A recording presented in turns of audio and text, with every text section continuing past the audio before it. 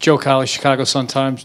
Jimmy, you guys have been a confident group this entire week coming into this. I mean, you've been respectful of Boston, but you guys have been confident. How much of that is related to the fact that the NBA is such a star power-driven league in the playoffs, and at the end of the day, you guys feel like you just have a little more star power than they may have?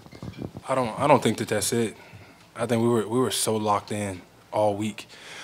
We knew their stuff just like they knew ours, but we executed extremely well. We haven't done that all season, but this is the right time to do it. Everybody stepped up and did what was asked of them, and I think that's all you could do, especially on the road. Taylor Snow, Celtics.com. Jimmy, you know Isaiah pretty well. Did you reach out to him at all before the game, and just what do you think of the strength that he showed? Yeah, I mean, he's a hell of a player, but that's always tough to go through. And you know, I wish him the best, him and his family. But it just shows the type of player, the type of man, the type of person he is, to go out there and battle through what he was going through for his organization and his team. Steve Bulpett, Boston Herald. Jimmy, actually both of you guys, if you want. What's it like to go into that situation? I mean, you know there's going to be a lot of emotion here, but you guys have to get your own heads together as well. You know, I think we had a lot of vets that did a great job of anchoring us. You exchange runs in the playoffs. That happens. And I think they did a great job of keeping us focused, keeping us level-headed.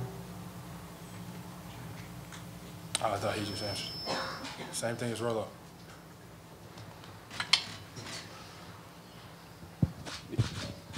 Sam Smith from thebulls.com for Robin Lopez. There'd been much talk, Robin, after the first 3 games, you guys had a big, against Boston, you had a big rebounding advantage, and in that 4th game, without Taj Gibson, sort of evened out. What do you feel made the difference? How much inspiration was that going in that you said that might not have the edge anymore, and what do you feel that the difference was tonight in the rebounding? Obviously, we knew that was a possible advantage of ours going into the series. I think everybody did a good job tonight of being keyed in on that aspect. We did a great job of gang rebounding, helping each other out, crashing the boards, and then there were times that gave us an advantage going to the other end on offense. Jimmy, Joseph Perrone from WEI.com and Causeway Street blog. You found your stroke in the end of that 3rd quarter. You scored those consecutive points, and you went right into the 4th and just kept it going from there. What sort of changed then in comparison to the first half? The shots actually went in. Doe was continuing telling me to be aggressive, shoot the ball, and I did just that. I think that's what my team needs for me to do. Make or miss, just make sure we get a shot up and not a turnover. Even though I had 5 turnovers, now I look at this piece of paper.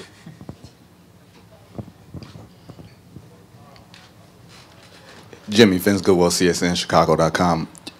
Back to that first half, you come into this series being the leader of a team for the first time. With so many young guys, do you have to be careful not to try to take over too much too quickly to bring the young guys along?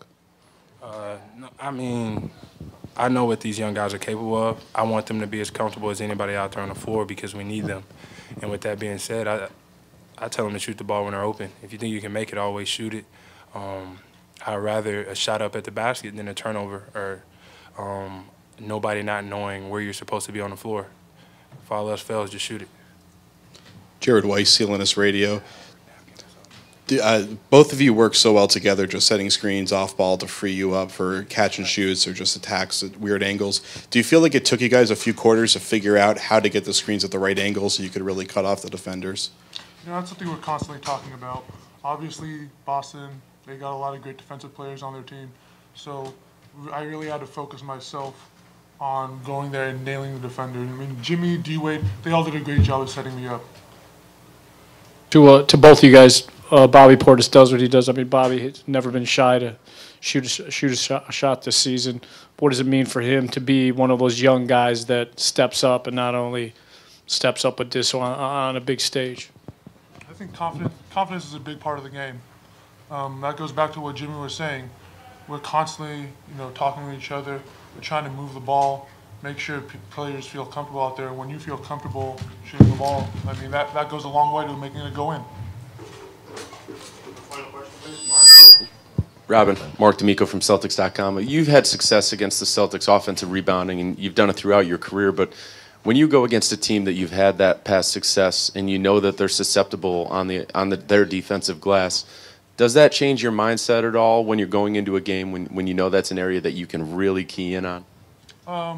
That's something I'm aware of, and I'm certain that's something that they're also very conscious of as well. I know when I put that kind of pressure on the rim, it opens up things for my teammates. It opens up offensive rebounds for them. So that's something I'm going to keep trying to do, keep trying to put pressure on the rim.